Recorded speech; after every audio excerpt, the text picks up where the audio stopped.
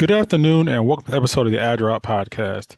Well, it is almost back to school time for about a lot of the athletes and a lot of the administrators who work year round. Today we stop in with one of my favorite guests. She's the commissioner of the UAA, Sarah Otey. Commissioner Otey, how are you doing today? Terrence, I'm doing great. How are you doing? I am fantastic. Now, it's been a while since we spoke, but how has that first year been and has it lived up to your expectations?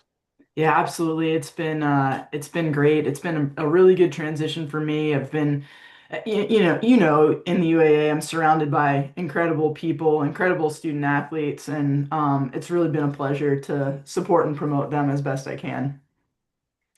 What was that first day like? And was it overwhelming or was it more like just trying to get used to the new environment? I'm very grateful to have been a commissioner before. I think that the first day, first year even would have been incredibly overwhelming had I not had some of that experience in the Ohio Athletic Conference, sort of also taking over from a long tenured predecessor. So, more so the transition this time, rather than learning how to be a commissioner, was just learning the nuances in the University Athletic Association. So, learning the differences between my previous role and the current role and how to support this particular set of institutions. What do you find was the biggest difference as far as going from like a conference that had all of its schools within the same geographical area to now a conference that has schools everywhere from Chicago to Atlanta to Boston? Yeah, and most of the differences are born out of exactly that, Terrence. It's the conferences that are more geographically isolated can inherently be a little bit more operationally driven. We can't be all that operationally focused because our operations by necessity are handled much more locally on our individual campuses and can't share as many resources in that way as some of the conferences that are more geographically consistent.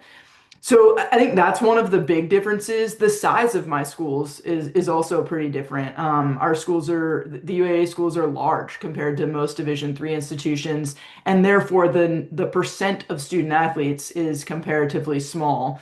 So while UAA schools are really competitive and very successful on the national scale, they also are more of a minority on their own campuses than student athletes are on some other Division III campuses. And so there are some challenges and some conversations that come along with that. The UAA, there's always been the reputation for sterling academic process, academic progress. Do you seeing it on the inside, were you surprised about how high level the academics are?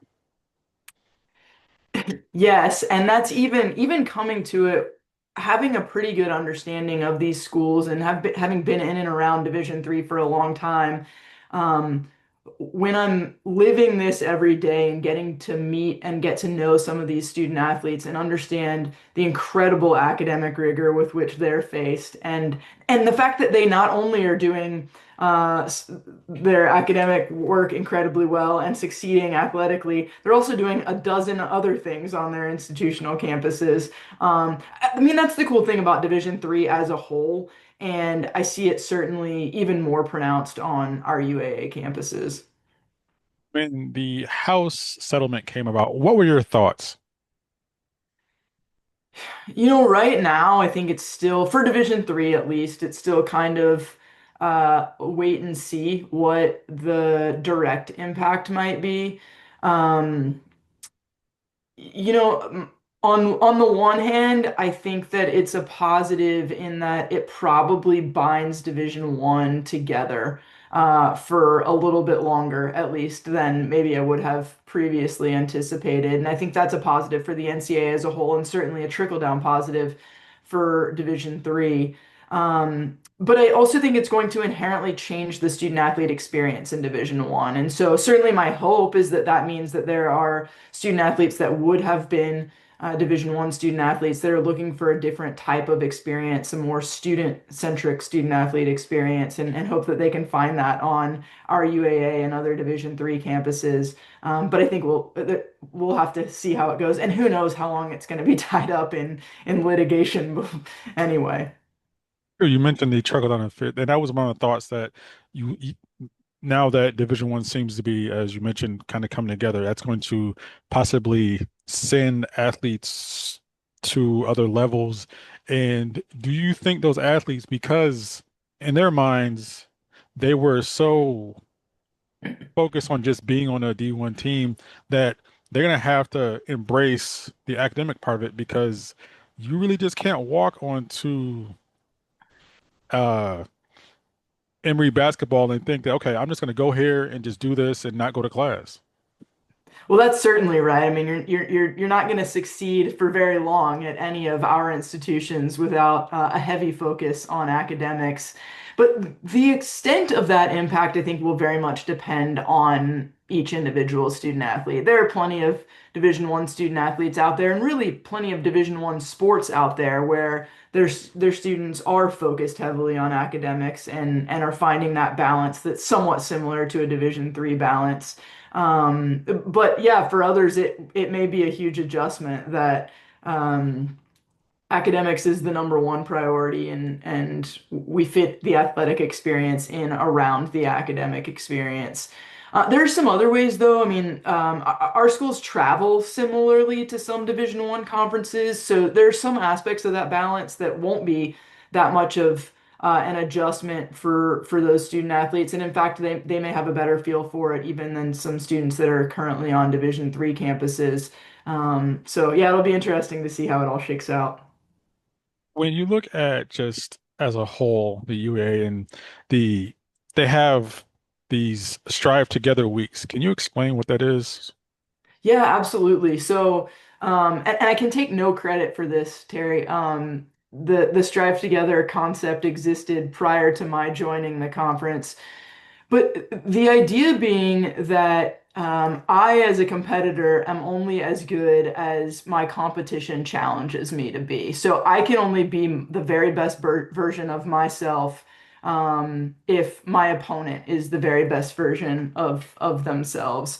And so we try to embrace that concept and use competition as a way to make each other better, both on the athletic field, on the athletic surface, and then in society as a whole. So we sort of have taken that concept from just athletics and then tried to expand that into the impact that our UAA student athletes have on society as a whole. And so that's what Strive Together is all about. It's just a reminder that competition is a healthy and positive thing, that it makes us all better when done right, and that it can transcend athletics into the way we impact the world around us. So, in prep for the interview, I kind of got down a rabbit hole and read some of the codes of conduct. I haven't seen a conference that has individual codes of conduct, individual codes of conduct for every sport. It's sport specific.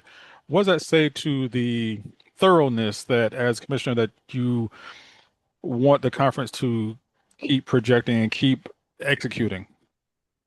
Yeah, well, I think it's really important to us to value each sport and each set of student athletes for the experience that we can provide to that particular set of student athletes and for the experience that that particular set of student athletes is striving after.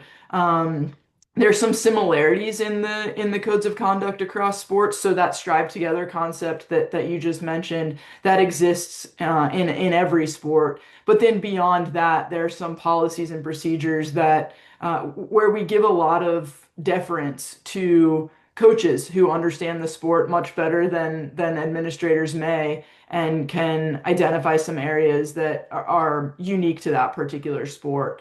And the other thing I think, we sponsor 20 sports, which is fewer than my previous conference and fewer than many Division III conferences. And we do so that we make sure that we can sponsor those sports well. I mean, the travel in our league is considerable, and there's an expense associated with that. And I think we feel like if we spread ourselves too thin, then we take the focus away from any individual sport, and we may not be able to serve those student athletes as well as we want to. Now, sportsmanship is kind of came back to the news because of you see on social media fans and just tending to get a little too much with their criticism and comments. How important and strongly do you believe as commissioner that sportsmanship is just it has to be mandatory? Absolutely. And that's kind of rolled up into the strive together concept as well. Kind of going back to competition is a good thing. It doesn't have to be a negative thing. It doesn't have to pit one school in a negative way against another. It's kind of like a lift as we rise concept.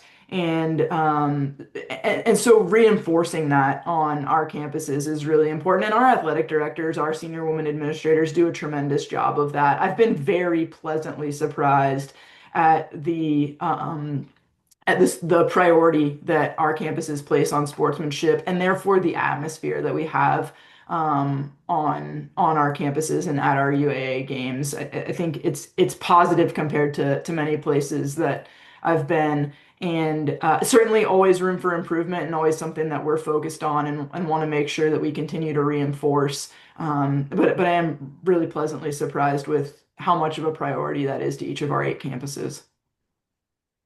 Random question. Did in high school, did you ever think that you would be the commissioner of a league? I didn't even know what the commissioner of a league was when I was in high school. I'm not even sure halfway through college I really knew what a commissioner was. Now, throughout your stops throughout the league, has there been a favorite place to go eat at one of the cities that you have had to go to for the league? Good question. I always tell people that one of my favorite things to do is go find like a local coffee shop or breakfast spot. And so I do try to do that in every city. And I'm not sure I will ever be able to exhaust all of those options with the incredible cities that our schools are in.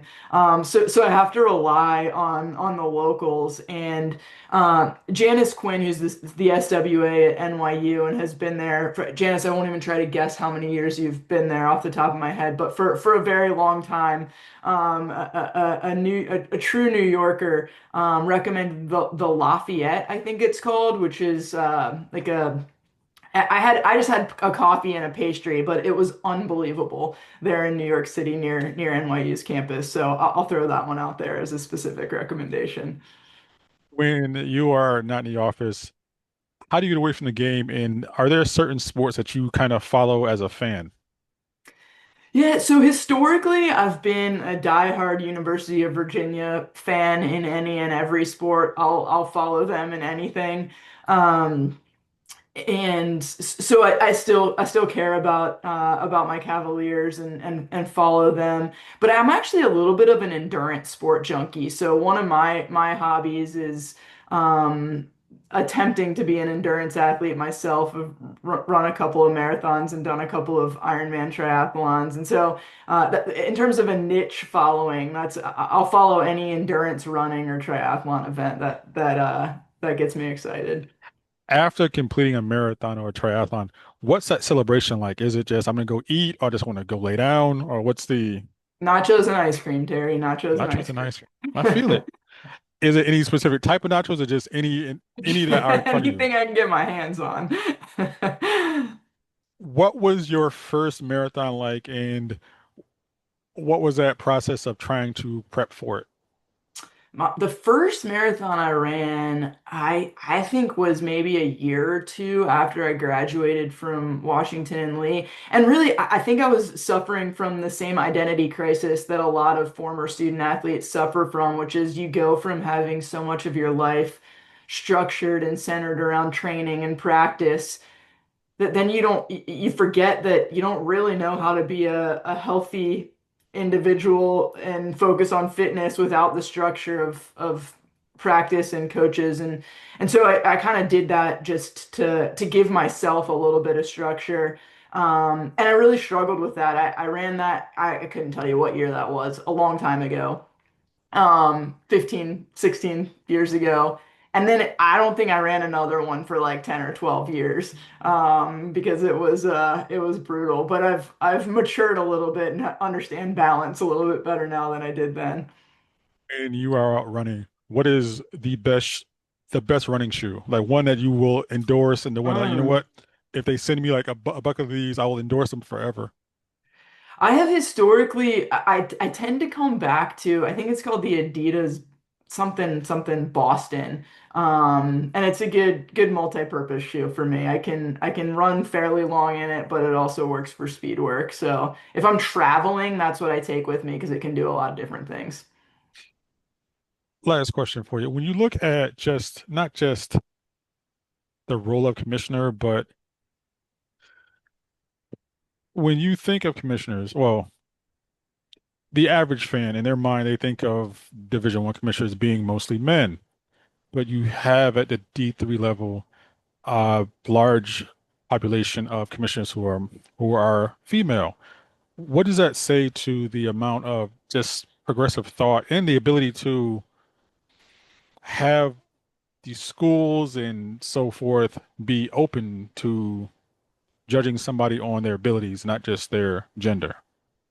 Yeah, I mean, I think that's certainly a testament to leaders in Division III that came before I did, and I'm incredibly grateful to those trailblazers for prioritizing opportunities for women in athletics, and particularly for women in Division III. Because you're right, I think we're close to 50% of Division III commissioners being women, and I don't know that we're that close in the athletic director ranks, but we're outpacing Division I and Division II in terms of representation. Really, not just for women, but for underrepresented populations across the board in positions of leadership, and I love that. I mean, I think that one of the things that I try to focus on is making sure that I do the job as well as I possibly can, so that there's never any doubt. That women can do this job and do it successfully, so that it kind of keep those doors open for the generation that comes behind me. He is the commissioner of the UAA, Sir Otey. Commissioner Otey, thank you so much for joining us on this episode of the AdDrop podcast. Thanks for having me, Terrence.